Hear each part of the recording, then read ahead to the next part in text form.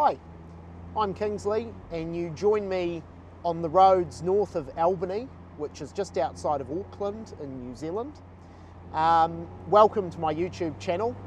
God knows if it'll be any good, but we'll see what happens. First video I wanted to make was about my car, my 2020 Mazda MX-5 ND2, and why I purchased an MX-5 as opposed to some of the alternatives that were out there. Now, I didn't think of the MX-5 originally. I thought of the Toyota GT86.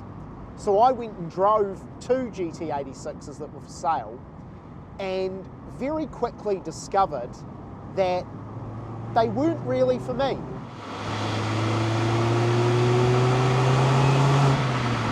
Unless you were absolutely driving the nuts off it, thrashing it, they felt very slow and they just didn't feel very eager to me. I didn't get into a GT86 and love it like I thought I would. Then I went down the path of Porsches, and I've always wanted a Porsche. I still want a Porsche. Someday I hope I will own a Porsche. You know, my budget wasn't high. My budget was about 30 to 40,000 New Zealand dollars, which is about, I'm going to put on the screen below what it is in US dollars because I couldn't tell you off the top of my head. I found that a lot of the Porsches at that price were Tiptronics. They weren't manuals. And look, I've no issue with people that drive automatics. I'm not a gatekeeper of car culture. If you like an automatic, more power to you. I wanted a manual.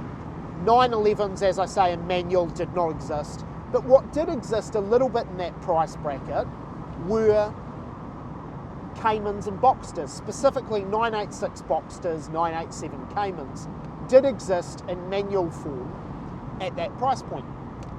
And I found a very nice, what I thought was a very nice 2003 Boxster S, and I went and drove it, and I really liked it. I liked it a lot straight away, but I'll get it inspected. I'll take it to a Porsche specialist and get it checked out, because I know that the bills can build up pretty quickly on cars like that. And sure enough, the specialist said to me, look, it needs a clutch, it needs brakes, and it needs tyres. So all of a sudden, this car that was a very good price became not such a good price. And I realised that maybe at that stage of my life, a Porsche was not for me.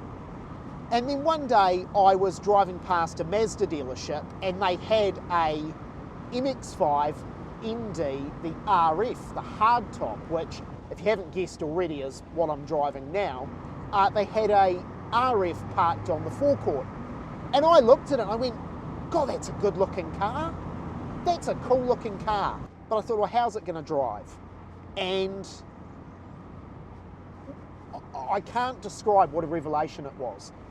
It was, unlike the GT86, it was eager at any speed. At any speed, it was this happy little puppy of a car that just wanted to go. It didn't matter if you were in traffic, if you were just cruising around back streets. It didn't matter if you were on a motorway, on a back road. Wherever you were, this car wanted to move.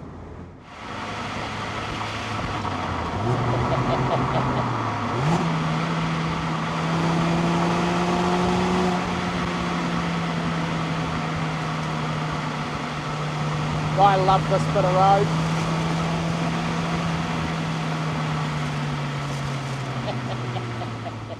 It's a bit wet, so I should be careful.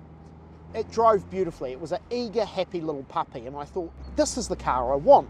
But then I ran into an issue, which was at that point, the ND, especially the RF, was still a very new car, and second-hand ones were out of my budget. And what I also learnt very quickly is that in the ND, there's an ND1 and an ND2. Now there's a 3, but we'll get to the 3 another time. At the time, there was just the 1 and 2. And the ND2 was what I wanted for a few reasons.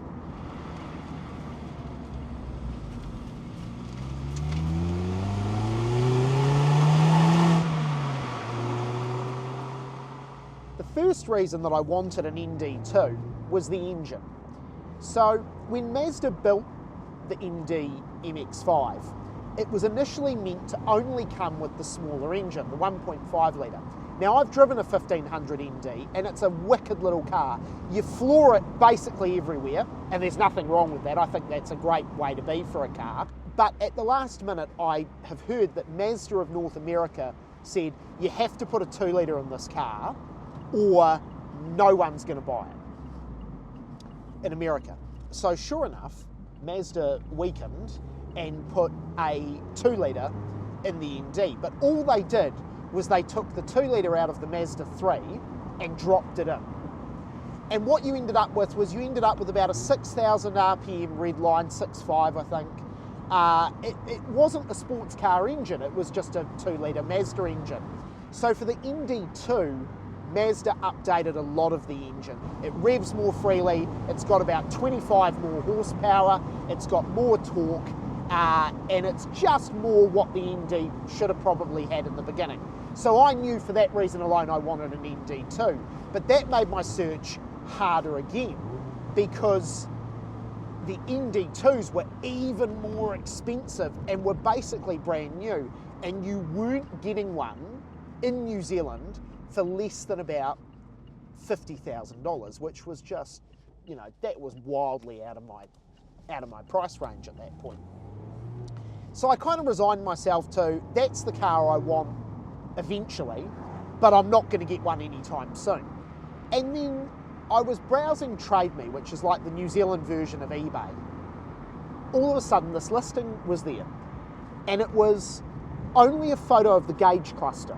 There was no photo of the car. And it said 2020 Mazda MX-5 RF manual. I went, great. And it said start price $25,000, but that was without a reserve. That was not the price of the car. But even then it was low. And the listing basically said, I bought the car, I'm not using it very much, my wife wants something different, so I'm selling.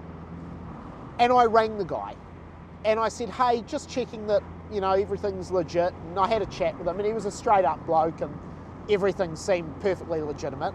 I'm going to offer the maximum that I can afford.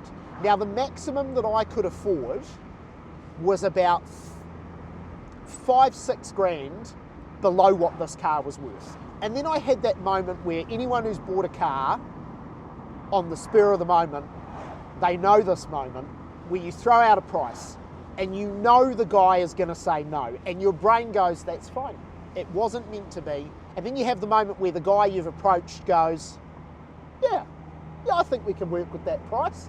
And all of a sudden you're simultaneously excited, but you're also going, shit, I've just bought a car, a very expensive car. I flew down to the city this guy lived in New Zealand. I picked up the car and I drove it home. And I have now owned it for nearly 5 years, and I have loved every second. But that experience is for another video. I look forward to bringing you more videos soon about my ownership experience, a few things I've done to the car, and the plans I have for the future.